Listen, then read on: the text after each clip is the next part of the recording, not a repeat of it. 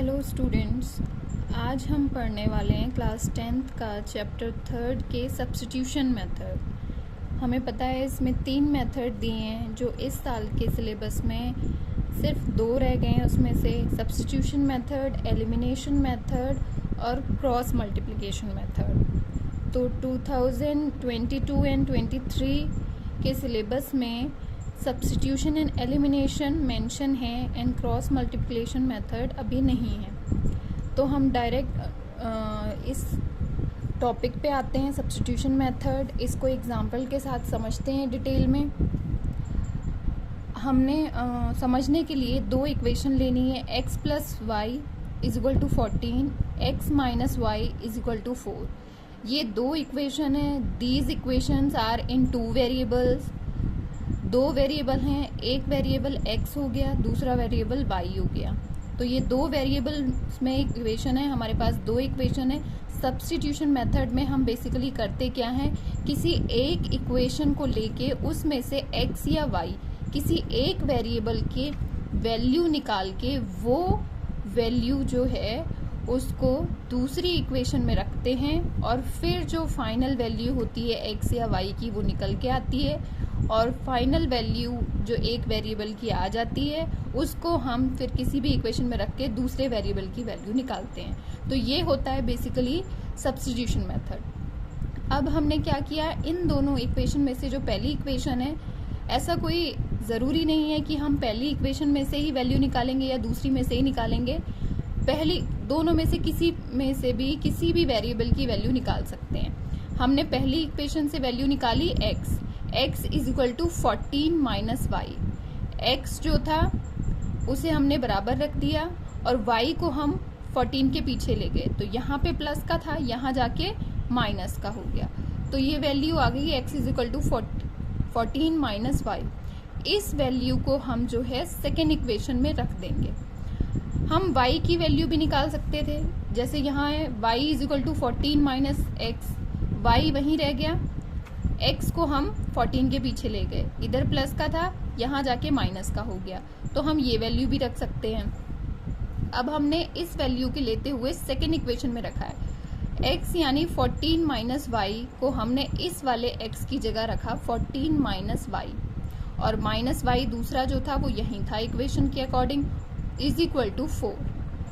14 माइनस 2y, minus minus plus होता है, हमें पता है, माइनस माइनस प्लस, और ये क्योंकि 1 वाई और ये 2 वाई तो दोनों माइनस माइनस प्लस होके ऐड हो गए और यहाँ आया माइनस का 2y। साइन माइनस का रहेगा लेकिन माइनस माइनस हो गया प्लस। तो 14 माइनस 2y इज इक्वल टू 4, बाकी सब ऐसे ही आ गया। माइनस 2y को हमने यहाँ रख लिया क्योंकि ये वेरिएबल वाला है, हमने वेरिएबल वाले एक साइड कर लिए और जो नंबर कांस्टेंट थे उनको एक साइड कर लिया इज इक्वल टू के। 14 यहाँ प्लस का था, इज इक्वल टू के उस साइड जाके माइनस का हो गया। तो माइनस 2y और 14 में से 4 गया तो माइनस का 10, क्योंकि साइन उसका आता है जो डिजिट बड़ी होती है, ठीक है। तो बड़ी डिजिट के साथ जो साइन है वो माइनस का है, तो इसलिए यहाँ पे 10 के साथ माइनस आया। माइनस दोनों तरफ था, माइनस माइनस कैंसिल आउट हो गया। अब y इज इक्वल टू 10/2, 10/2, 2 5 10 होता है, y की वैल्यू आ गई हमारे पास 5। तो this is the final value of y, final value of y। By putting this value of y in any of the equation we will get the value of x। y की एक variable की हमारे पास value आ गई है। अब ये वाली वैल्यू हम इन दोनों में से किसी भी इक्वेशन में रख के x की वैल्यू यानी दूसरे वेरिएबल की वैल्यू निकाल सकते हैं, चाहे हम इक्वेशन 1 में रख लें चाहे इक्वेशन 2 में रख लें। तो हमने इक्वेशन 2 में ही रख लिया है x माइनस 5 यानी कि y की वैल्यू जो थी। तो यहाँ पे सेकेंड इक्वेशन में x माइनस वाई है तो इसलिए y की वैल्यू 5 रखी और इज इक्वल टू 4। ये जो कांस्टेंट टर्म थी y की वैल्यू थी उसको हम उस साइड ले गए, इधर माइनस का था, इज इक्वल टू के उधर जाके प्लस का हुआ और x इज इक्वल टू 9 आ गया। तो ये वैल्यू जो है x और y की दोनों की निकल आई by substitution method. Now next हम सब्स्टिट्यूशन मेथड का एक और एग्जांपल, एक और क्वेश्चन लेते हुए समझते हैं। ये जो सेकेंड क्वेश्चन लिया है, इसमें जो फर्स्ट इक्वेशन गिवन है वो हमारे पास है s minus t is equal to 3 और s by 3 plus t by 2, ये दूसरी इक्वेशन है। तो इसमें जो दो वेरिएबल्स हैं वो s है और t है।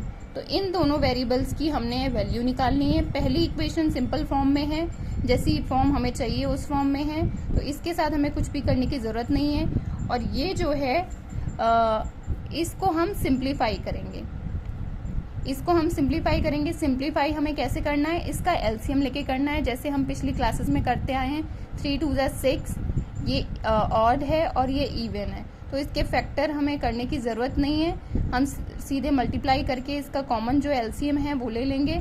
3 2 6 होता है, और जो है 6 को अब हम 3 के साथ डिवाइड करेंगे, तो 3 के टेबल में कितने सा आता है, 2 सा आता है। तो 3 2 सा, वो जो 2 है 2 को ऊपर मल्टीप्लाई करेंगे।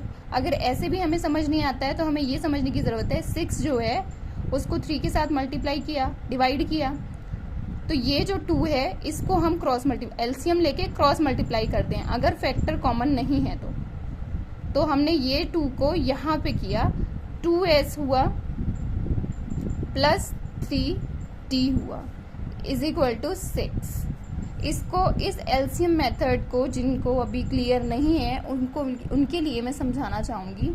हमने यहाँ पे 6 एलसीएम लिया और यहाँ पे हमारे पास था 3, तो 3 से हम 6 को डिवाइड करेंगे। जो डिनोमिनेटर में हमारे पास होता है उसको हम ये जो एलसीएम लिया है उसके साथ डिवाइड करेंगे, उसको डिवाइड करेंगे। तो 3 के टेबल में 6 कितने टाइम्स आता है, 2 टाइम्स आता है, और जो 2 आया उसको ऊपर यहाँ मल्टीप्लाई करेंगे, जिस जो भी वेरिएबल होगा या जिस भी चीज़ होगी उसके साथ मल्टीप्लाई करेंगे। प्लस यहाँ पे साइन प्लस का था तो वो प्लस वैसे ही आ गया।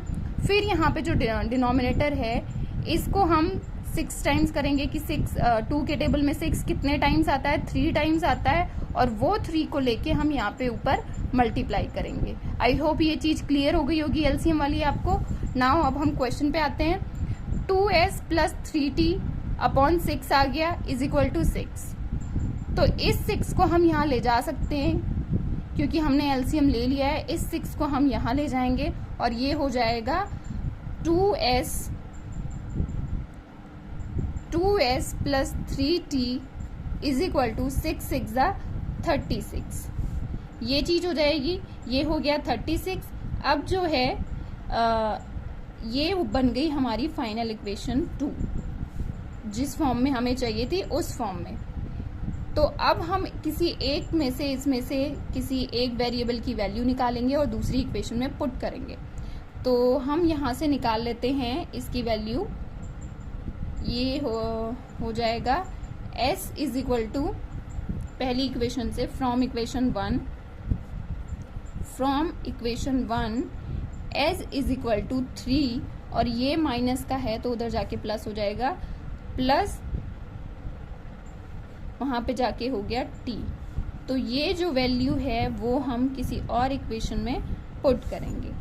किस इक्वेशन में पुट करेंगे, जो ये वाली वैल्यू है, ये सेकेंड इक्वेशन है, इसमें पुट करेंगे। तो पुटिंग दिस वैल्यू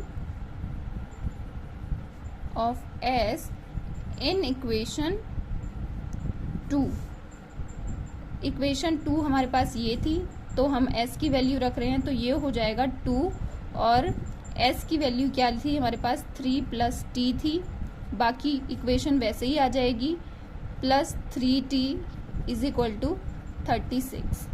इसको हम मल्टीप्लाई करेंगे, पहले 2 को 3 के साथ, फिर 2 को t के साथ, तो ये हो जाएगा 2 3 6 plus 2t plus 3t is equal to 36।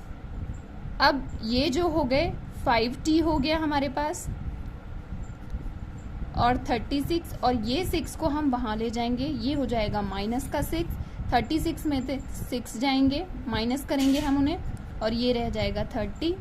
तो ये t जो है, t बराबर 30/5, 5 6 30, t की वैल्यू जो हमारे पास फाइनल वैल्यू आई है वो है 6। अब हम इस t की वैल्यू को equation by putting the final value putting the final value of t in equation 1। Equation 1 हमारे पास कौन सी है, ये s माइनस टी बराबर 3। तो दिस इक्वेशन, हम इस इक्वेशन में जो है t की वैल्यू रखेंगे। बहुत सिंपल है, t की वैल्यू क्या है, हमारे पास 6 है और ये हो गया 3। फिर हम s को बराबर कर देंगे, वेरिएबल को एक साइड रख लेंगे और कांस्टेंट जो नंबर्स हैं उनको उस साइड ले जाएंगे। 3 वैसा ही रहा और ये माइनस का था, इज इक्वल टू ये इधर आने के बाद प्लस का हो गया। तो s की वैल्यू जो हमारे पास आ गई वो आ गई 9। तो सब्स्टिट्यूशन मेथड से हमने सेकंड इक्वेशन जो थी पहले उसे सिंप्लीफाई किया, फिर उसके बाद एक इक्वेशन से सब्स्टिट्यूट करके s की वैल्यू निकाली, उस वैल्यू को हमने सेकेंड इक्वेशन में पुट किया जो हमारे पास फाइनल आई थी सिंप्लीफाई करके, और उसके बाद t की वैल्यू निकाली। t की जो फाइनल वैल्यू आई उसे इक्वेशन 1 में पुट करके फिर हमने s की वैल्यू निकाली। तो इस तरह से दोनों वेरिएबल्स की वैल्यू हमारे पास आ गई हैं। आई होप आपको ये जो भी इक्वेशन और मेथड है वो क्लियर हुआ होगा।